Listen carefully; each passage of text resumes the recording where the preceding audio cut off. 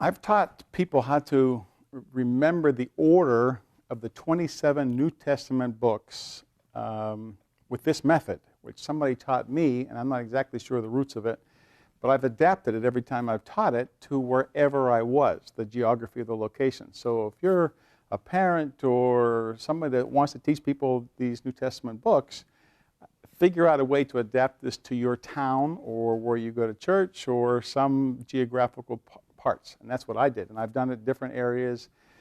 But here's the key components. And I've never drawn visuals before, first time, so I hope you enjoy them. But you have to find a place first where the gospel is being preached. So I like to say, go to church, and we're going to have Matthew, Mark, Luke, and John. Okay, say them after me. Matthew, Mark, Luke, and John.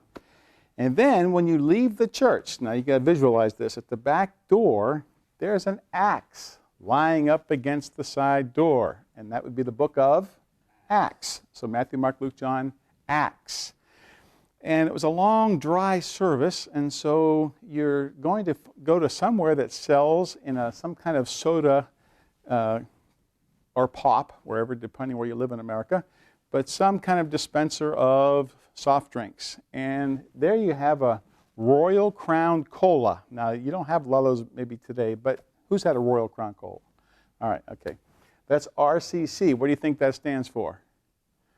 Romans, 1st and 2nd Corinthians, okay? An RC Cola. Or maybe after you're chopping wood, you get a little tired and thirsty, so you get a Royal Crown Cola. See, be flexible and adapt it to your audience. And then after you have your soda and you're walking down the street, there's a giant eating popcorn. Or it could be Goliath eating popcorn. Or, you know, try and make some good visuals. Or it could be someone, you might know someone in your group named George.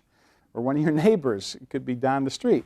So George eats popcorn.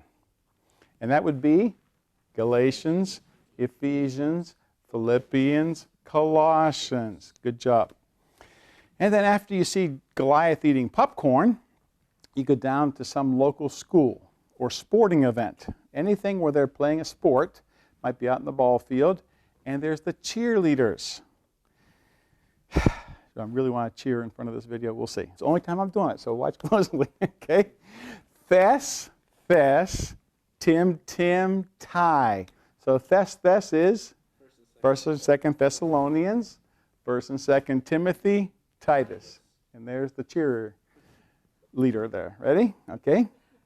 Whew, I got that out of my system. Now, and maybe what they're cheering for is behind the bleachers or somewhere in the ball field where they're cheering. So you got to make this all geographical. There's these two young fellows wrestling.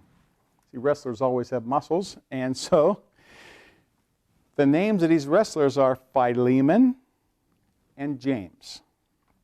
Who do you think wins, Philemon or James? Philemon. You know why? He bruised James. So you got Philemon, Hebrews, James.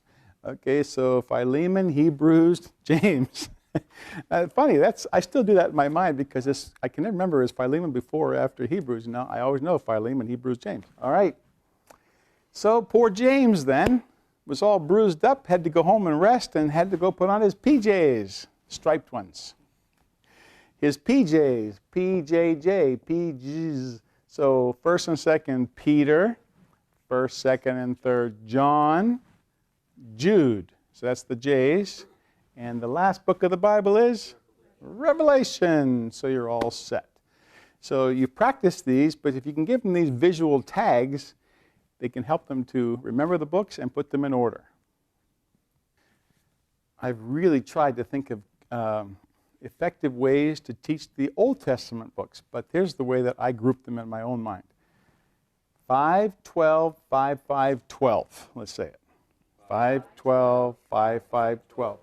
The first 5 books are called the Pentateuch, and they're the books of the law, Torah. And then you have the next 12, which is the Samuels, the Kings, the Chronicles, Ezra, Nehemiah, Esther, and this would be the 12 books of history. And then 5 books of wisdom would be Psalms, Proverbs, Ecclesiastes, Song of Solomon, Oh, and Job. And Job would be the first one of the books of wisdom. So this would be the 5 books of wisdom, starting with Job, Psalm, Proverbs, Ecclesiastes, Song of Solomon, and then 5 major prophets. And that's really 4 with like a prayer tucked in there, because you have Isaiah, Jeremiah, but then Lamentations was written by Jeremiah. It's his prayer. And then you have Ezekiel and Daniel. Now, I don't know that they're more important than Hosea, Zechariah, but they are a lot longer. So these are the 5 major prophets. And then you get the 12 minor prophets. Ready? Okay. What does this add up to? I don't know if you've ever seen some of the math here. If you add these numbers up. 39 books in the Old Testament. And 39. So like this, 39. But guess what? What's 3 times 9? Oh, that's how many books in the New Testament. And when you add these 2 up, you get 66. Which is interesting, because if you ever look in the book of Isaiah, Isaiah has 66 books. And it's almost the same division, so much so that people used to say there was 2 different Isaiahs. I don't believe that. I believe there's one Isaiah. But it through, I think, chapter 39, it changed a little bit, because the first verses of chapter 40 are comfort ye my people. So like the last 27 books are different than the first 39. It's like a mini Bible within the thing. So maybe that'll help you learn your Old Testament books. Let's see if I can say them now, and you can help me. You ready? Genesis, Exodus, Leviticus, Numbers, Deuteronomy. That's the first 5.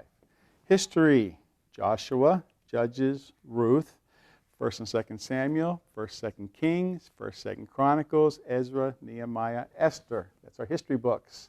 Wisdom, Job, Psalms, Proverbs, Ecclesiastes, Song of Solomon. Major prophets, Isaiah, Jeremiah, Lamentations, Ezekiel, Daniel.